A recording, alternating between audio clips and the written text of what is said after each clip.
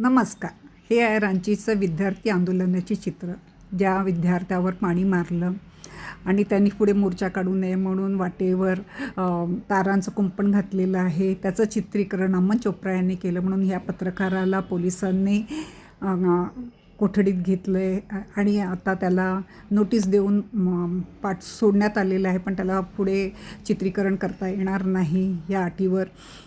अशीच काहीशी चित्र कर्नाटकात आणि पंजाबमध्ये विद्यार्थी आंदोलनाचे आहेत.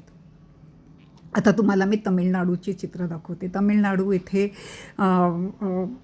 त्यांच्या मुख्यमंत्र्याच्या मैत्रिणीवर स्टालिनने उदयनिधी स्टालिनने वल्गर बोलला म्हणून त्याला पण कोठडीत घेतलं गेलं.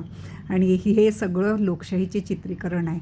आणि फक्त माफी मागणारे मोदी डिक्टेटर आहेत.